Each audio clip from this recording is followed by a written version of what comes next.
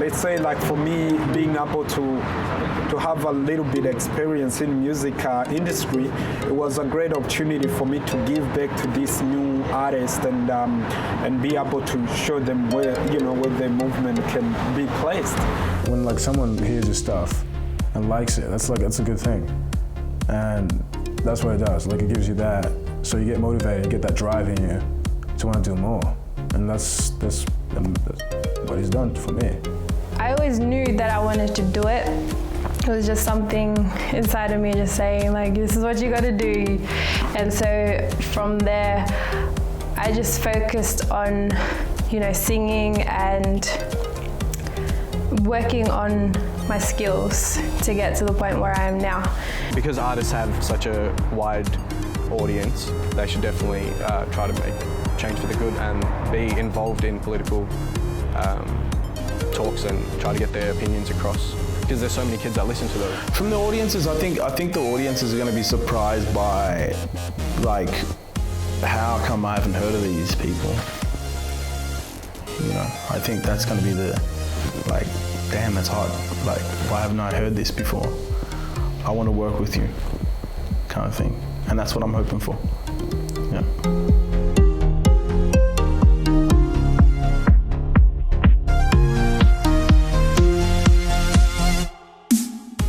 Lucky enough to win a scholarship to be able to work at the Multicultural Arts Victoria for a year, and the award was dedicated to the most inspiration, diversity, former refugees, and I got it, and it was really, I couldn't believe it again, but then towards the end of my period walking out there, they said,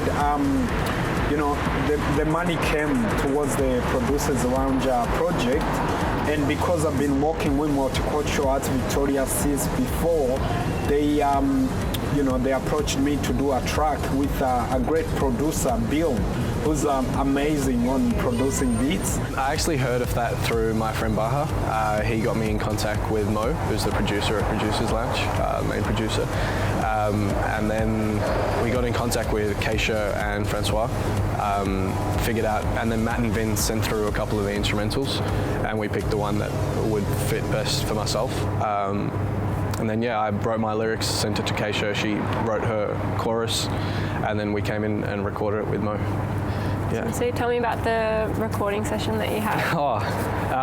That was really good, something I'll probably remember for a really long time.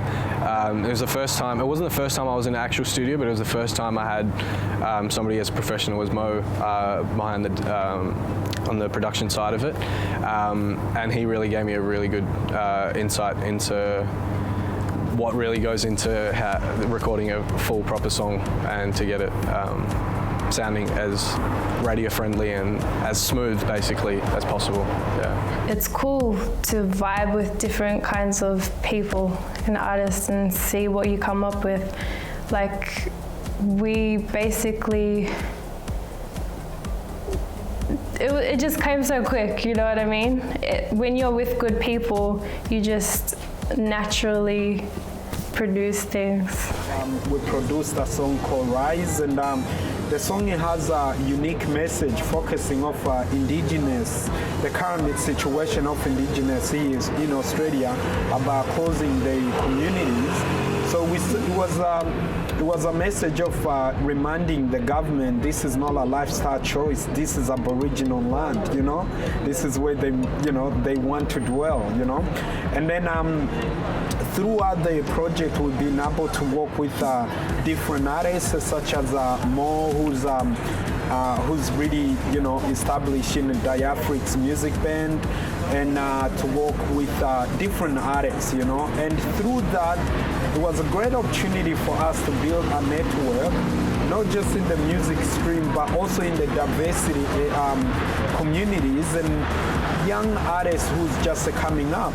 And for us, let's say, like for me, being able to have a little bit experience in music industry, it was a great opportunity for me to give back to these new artists and be able to show them where their movement can be placed. Over here, I learned how to put certain files, whatever, in the certain places, folders, so you can come back to it later on. And also the workflow, like organizing like your sessions, your recordings, whatever the room you're working in. So like when you're done, everything's simpler. I wouldn't say that it has affected my EP, but it's definitely like prepared me and also encouraged like how to collaborate with people a lot more. It's what I learned from Producers Edge, because that's basically what it is, like whole heap of producers and artists coming together and to work on something, you know, for the bigger picture. No, absolutely. Like, you know, I think an artist comes to a producer because they know that the producer has a certain kind of sound or a certain kind of approach into how he produces. And I think as a producer, it's important to because sometimes like an artist actually just has the lyric and melody, but has no other idea of what else can come out of it, you know? So I always throw my ideas at an artist, and you know, some of them are useful, some of them aren't, you know, to them, you know? But it's also like, you know, being confident in like, you know, your ability, being confident in your ideas, I think most importantly, you know, like, I don't think you've ever really got a whack idea until you put it down, you know? So, you know, if you really feel like an idea could work, then you need to give yourself that space to draw it out, to then explain it, show it to the artist.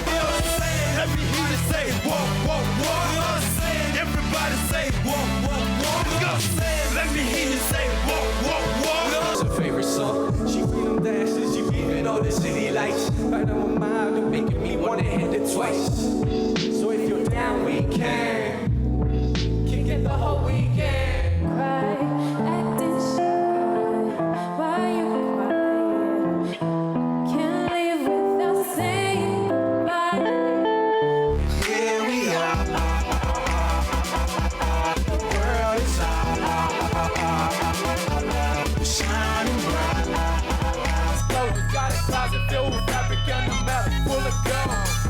Bruce Wayne, I feel like Bruce Wayne when I'm coming through the city. Oh, black Bruce Wayne. Bruce Wayne, I feel like Bruce Wayne when I'm coming to your city. Oh, black Bruce Wayne. Like, hold up, wait a minute, let me get my mind right. This swagger jack and the flow snatching their feet.